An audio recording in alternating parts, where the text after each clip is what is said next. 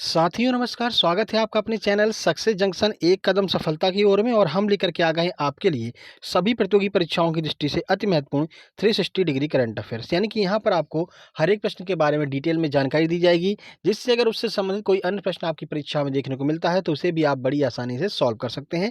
तो चलिए आज के सेशन के बारे में आपको बता दें। तो सबसे पहले आज स्टडी का रिविजन कराया जाएगा, यानी कल हमने जो करंट अफेयर कराई उसमें से रैंडमली 3 प्रश्न आपसे पूछे जाएंगे और आपको अपने आप को ये चेक करना है कि कल वाली करंट अफेयर आपको याद है या फिर नहीं याद है। उसके बाद में टुडे करंट अफेयर, आज की करंट अफेयर के महत्वपूर्ण प्रश्नों के बारे में डिटेल में आपको जानकारी दी जाएगी। उसके बाद में MP current affair, Madhya Pradesh current affair के महत्वपूर्ण प्रश्नों को आपको कराया जाएगा। उसके बाद में रीसेंट एग्जाम्स क्वेश्चन, यानी अभी हाल ही में जो भी एग्जाम हुए हैं उनकी आंसर कीज आई हैं, तो उनमें किस तरह के प्रश्न परीक्षाओं में आते हैं, डायरेक्ट एग्जाम पेपर का स्क्रीनशॉट लेकर के हम आपके सामने आएंगे और उन प्रश्नों के बारे में भी आपको अतिरिक्त जानकारी देंगे। उसके बाद में स्टैटिक जी के सभी प्रतियोगी परीक्षाओं की दृष्टि से स्टैटिक जीके अति महत्वपूर्ण है, तो स्टैटिक जीके के महत्वपूर्ण प्रश्नों के बारे में डिटेल में आपको जानकारी दी जाएगी। उसके बाद में होमवर्क, डेली हम आपसे एक प्रश्न पूछते हैं जिसका जवाब जो लोग भी देते हैं उनका ना वीडियो के अंत में आपको स्क्रीनशॉट के साथ में देखने को मिलता है। आज भी हम आपसे एक सिंपल सा प्रश्न पूछेंगे जिसका जवाब देने पर कल वाली वीडियो में आपका नाम भी देखने को मिलेगा। तो चलिए शुरुआत करते हैं। सबसे पहले कल का रिवीजन कर लेते हैं। देखिए पहला प्रश्न है, भूमि मानचित्रीकरण में तेजी लाने के लिए केंद्र सरकार कितने नए ड्रोन खरीदने की तैयारी कर रही है? 500, 200, 300 या फिर 400? आइए आंसर देखते हैं। सही आंसर बी, यानी कि कुल 200 नए ड्रोन खरीद रही है केंद्र सरकार भूमि मानचित्रीकरण में तेजी लाने के लिए। ठीक है, आगे बढ़ते हैं। अगला प्रश्न देखते हैं। 24 नवंबर से 5 दिसंबर तक जूनियर पुरुष विश्व हॉकी की मेजबानी कौन करेगा? मध्य प्रदेश, उत्तर प्रदेश, ओडिशा या फिर उत्तराखंड? सही आंसर है सी, यानी कि ओडिशा जो है वो वर्ल्ड कप की मेजबानी करने वाला है। आगे बढ़ते हैं, अगला प्रश्न देखते हैं। इनमें से किस राज्य को तीस्ता पावर स्टेशन के लिए ब्लू प्लैनेट पुरस्कार से सम्मानित किया गया है? ओडिशा, सिक्किम, केरल, तमिलनाडु? आइए आंसर देखते हैं। सही आंसर बी, यानी कि सिक्किम राज्य को ब्लू प्लैनेट पुरस्कार मिला है। इस पर स्टार लगाइए, यह प्रश्न आपकी परीक्षा में जरूर देखने को मिलेगा। ठीक है, आगे बढ़ते हैं और शुरुआत करते हैं 27 सितंबर 2021 टुडे करंट अफेयर महत्वपूर्ण प्रश्नों के बारे में डिटेल में जानकारी के साथ में। आइए देखते हैं पहला प्रश्न। विश्व नदी दिवस कब मनाया गया? वर्ल्ड रिवर डे कब मनाया गया है? 22 सितंबर, 26 सितंबर, 25 सितंबर या फिर 17 अगस्त? आइए आंसर देखते हैं। सही आंसर बी, यानी कि 26 सितंबर को विश्व नदी दिवस मनाया गया है। कुछ जानकारी आपको देते हैं कि यह दिवस कब मनाया जाता है। देखिए, तो हर वर्ष सितंबर के आखिरी रविवार को विश्व नदी दिवस मनाया जाता है।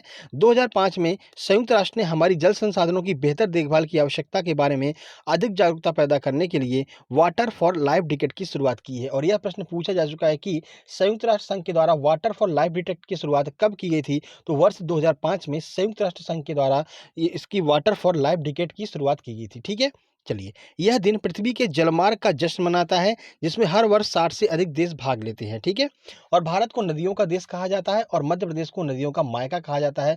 ये भी आपको याद रखना है। ठीक है, तो आखिरी सितंबर का आखिरी रविवार का पड़ा था, तो सितंबर का आखिरी रविवार जो है वो अभी पड़ा था 27 को, और इसलिए जो है 25 को, और इसलिए जो है यहाँ पर विश्व नदी दिवस मनाया गया है। ठीक है, आगे बढ़ते हैं।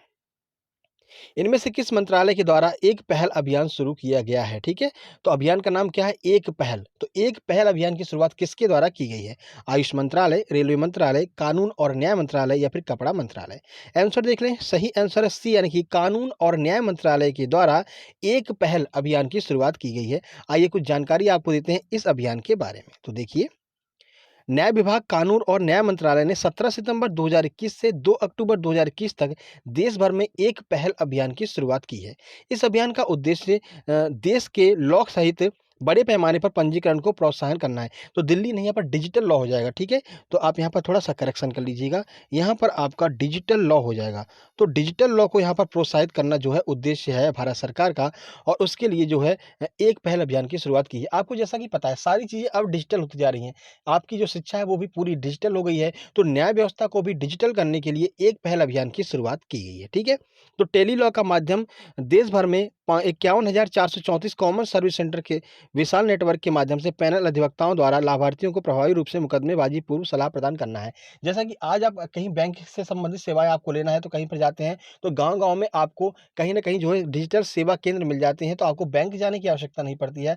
आपका जो खाता है, जो अकाउंट वगैरह जो भी काम होता है वो आपका ग्राहक सेवा केंद्र पर खुल जाता है। ठीक उसी प्रकार से न्याय मंत्रालय अब यहाँ पर काम करने वाला है और टेली लॉ के माध्यम से आपको सुविधाएं उपलब्ध कराया। गाँव-गाँव में जो है ग्राहक सेवा केंद्र खुलेगा मिलेंगे और वहाँ पर आपको मुकदमेबाजी से पूर्व ही परामर्श जो है आपको मिल जाएगा, कहीं पर आपको भटकना नहीं पड़ेगा। यह उद्देश्य है एक पहल अभियान का, तो महत्वपूर्ण है, बहुत अच्छा कदम यहाँ पर उठाया गया है भारत सरकार के द्वारा। आगे बढ़ते हैं।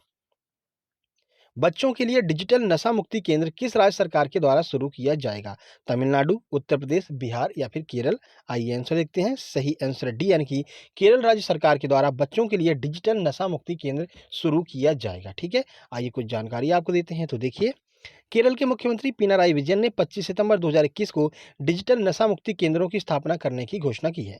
केंद्र का उद्देश्य ऑनलाइन गेम की आदि बच्चों को समाज की मुख्य धारा में लाना है। देखिए, जैसा कि आपको पता है, इतने ऑनलाइन गेम्स चालू हो गए हैं कि बच्चे जो है वो दिन रात जो है उसी गेम्स में लगे रहते हैं। इससे क्या हो रहा है, इससे बहुत ज़्यादा हानि हो रही है, देश को भी हानि हो रही है और बच्चों के मानसिक और जो शारीरिक विकास को भी हानि हो रही है। ठीक है, तो इस गेम की लत को छुड़वाने के लिए ऑनलाइन डिजिटल यहाँ पर नशा मुक्ति केंद्र की शुरुआत की। गेम भी एक तरह का नशा बन गया है बच्चों के लिए। ठीक है, तो डिजिटल ही इसको छुड़वाया जा सकता है। उसके लिए यहाँ पर केरल राज्य सरकार ने कुछ इनिशिएट लॉन्च करने की यहाँ पर कोशिश की है। उन्होंने 20 और पुलिस स्टेशनों को बच्चों के अनुकूल घोषित किया है, जिसमें केरल में ऐसे स्टेशनों की कुल संख्या 126 हो गई है।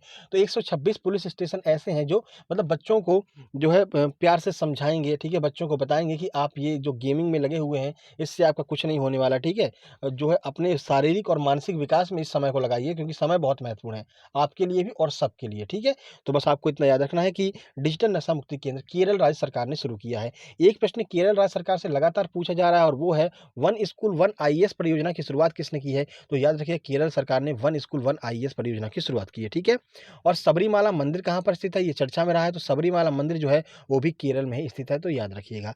आगे बढ़ते हैं।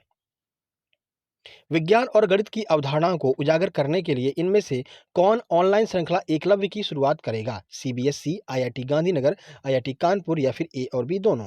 आंसर देख लें। सही आंसर डी यानी कि ए और बी दोनों, सीबीएसई और आईआईटी गांधीनगर दोनों मिलकर के यहाँ पर एकलव्य श्रृंखला की शुरुआत करने वाले हैं। तो क्या है एकलव्य श्रृंखला, आइए आपको बताते हैं।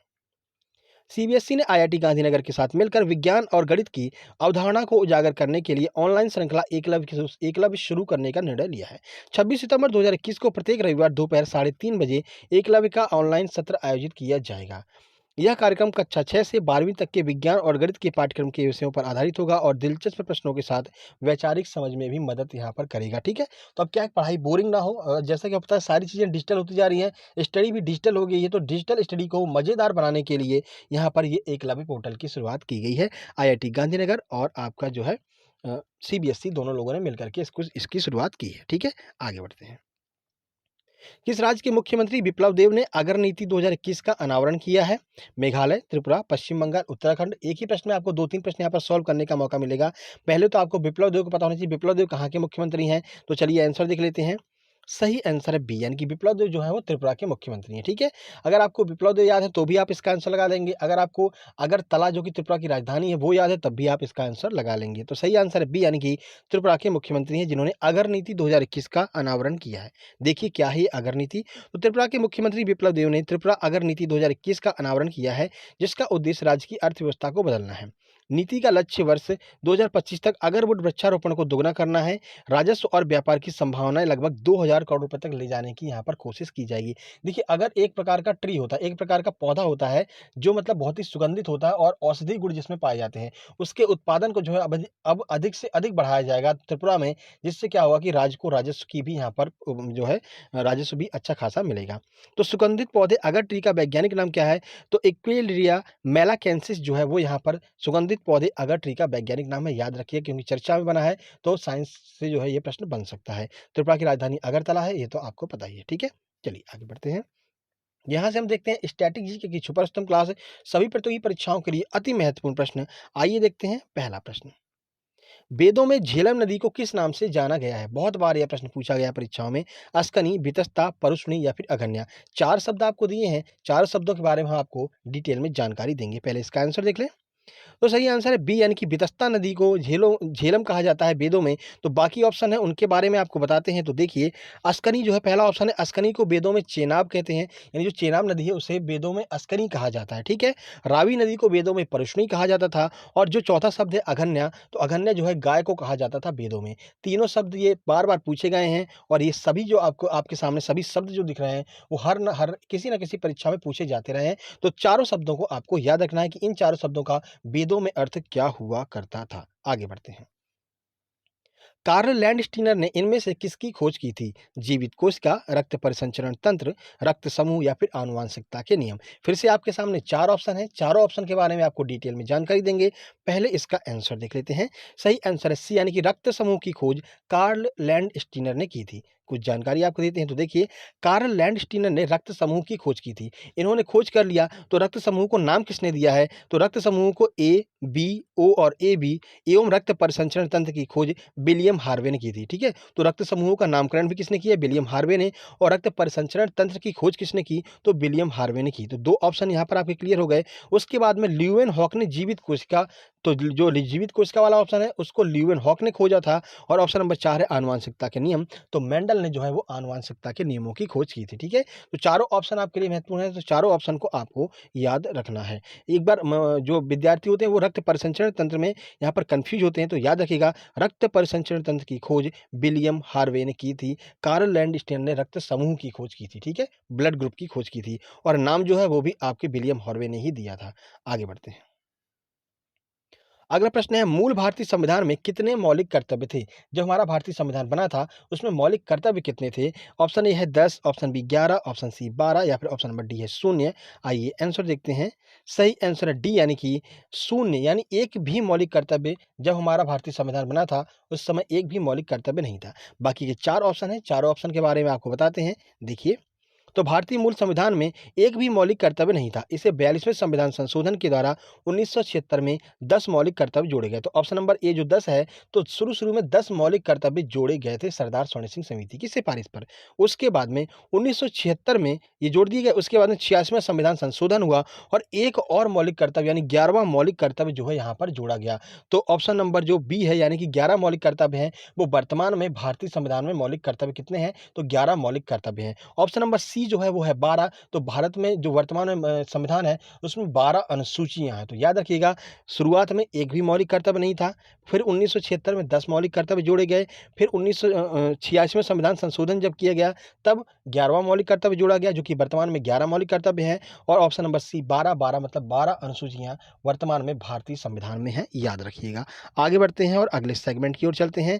तो यहाँ से हम चल रहे हैं RRB NTPC 2021, UPSC PET, SSC CGL 2021 एवं अन्य परीक्षाओं में आए हुए प्रश्न पत्र में जो प्रश्न आते हैं उनके बारे में स्क्रीनशॉट सीधे लेकर के आए हैं। उससे आपको क्या होगा कि ये विश्वास भी होगा कि ये प्रश्न पत्र में आए हुए प्रश्न हैं, साथ ही साथ में किस तरह के प्रश्न अब आ रहे हैं एग्जाम में वो भी आपको पता चलेगा। तो आज हम यहाँ पर डिस्कस करने वाले हैं एमपीएसआई के प्रश्नों के बारे में, ठीक है, मध्य प्रदेश सब इंस्पेक्टर के प्रश्नों के बारे में। देखिए पहला प्रश्न है, व्यापम के द्वारा ये एग्जाम कराया जाता है। पश्चिमी देश जो बहुत कम सूर्य प्रकाश प्राप्त करते हैं वहां के बच्चों को कौन सा रोग हो सकता है? डर्मिटाइटिस, रिकेट्स, स्कर्वी या फिर नपुंसकता। सही आंसर है यहाँ पर रिकेट्स, यानी ऑप्शन नंबर बी बिल्कुल सही आंसर है। देखिए हमको जो है विटामिन डी की पूर्ति कहाँ से होती है? तो सूर्य की रोशनी से विटामिन डी मिलता है। और विटामिन डी की कमी से कौन सा रोग हो जाता है? तो क्वाशियोकर और रिकेट्स, ये दो रोग जो है वो विटामिन डी की कमी से हो जाते हैं। और जो पश्चिमी देश है वहाँ पर पर्याप्त सूर्य की रोशनी नहीं मिल पाती है, इस वजह से वहाँ के बच्चों को रिकेट्स और क्वाशियोकर ये दो रोग होने की बहुत ज़्यादा संभावनाएं रहती हैं, ठीक है। रिकेट्स एक तरह का हड्डी का रोग होता है जिसमें हड्डियां टेढ़ी हो जाती हैं। तो कोई भी प्रश्न अगर इनमें से बने तो आप इसका आंसर दे सकते हैं, ठीक है। विटामिन सी की कमी से स्कर्वी होता है, विटामिन ई की कमी से नपुंसकता होता है। आगे बढ़ते हैं। विटामिन सी की कमी से डर्मिटाइटिस होता है जो कि एक त्वचा का रोग है। निम्न में से कौन से प्राथमिक रंग हैं? ऑप्शन ए है इंद्रधनुष में बनने वाले रंग, ऑप्शन बी है प्रकृति में बनने वाले सभी रंग, श्वेत प्रकाश को फैलाने वाले रंग या फिर ऑप्शन नंबर डी है वे रंग जो किसी दूसरे रंगों से मिलकर नहीं बनाए जा सकते। सही आंसर है डी यानी कि वे रंग जो किसी दूसरे रंगों से मिलकर के नहीं बनाए जा सकते हैं उन्हें हम प्राथमिक रंग कहते हैं। और यही आपका आज का प्रश्न है कि वे ऐसे कौन से 3 रंग हैं जो किसी अन्य रंगों की सहायता से नहीं बनाए जाते हैं? बताइएगा, आप कमेंट बॉक्स में कमेंट कीजिएगा। लाल नीला पीला है या फिर लाल नीला हरा है, ठीक है। ये आपको हमने ऑप्शन भी दे दिया, अब तो आप खुद सर्च करके बता सकते हैं। आप गूगल का भी सहारा ले सकते हैं, बिल्कुल ले सकते हैं। गूगल पर जाएँगे तो आपको कुछ और अन्य जानकारी भी आपको देखने को मिलेगी, ठीक है? तो चलिए आगे बढ़ते हैं, अगला प्रश्न देख लेते हैं। बैरोमीटर में जल के स्थान पर पारे का उपयोग किया जाता है, क्यों? पारा शुद्ध अवस्था में होता है, पारे का घनत्व अधिक व वाष्प दाब कम होता है, पारे में चमक होती है इसलिए इसका स्तर आसानी से पढ़ा जा सकता है, पारा ऊष्मा का सुचालक होता है। सही आंसर है बी, यानी कि पारे का घनत्व अधिक होता है और वाष्प दाब कम होता है, इसलिए जो है बैरोमीटर में जल के रूप में जल के स्थान पर जो है पारे का यूज किया जाता है। बैरोमीटर का उपयोग कहाँ पर होता है? तो वाष्प दाब मापने में बैरोमीटर का यूज किया जाता है और बैरोमीटर में पारे का उपयोग किया जाता है। पारे का उपयोग एक और कहाँ पर किया जाता है? तो थर्मामीटर जो होते हैं, जो पुराने थर्मामीटर चलते थे, मुँह में हम रख लेते थे, फिर वहाँ पर हमें टेम्परेचर पता चल जाता था, ठीक है? तो ऐसे थर्मामीटर जो होते हैं ना, वहाँ पर भी पारे का ही यूज़ किया जाता है।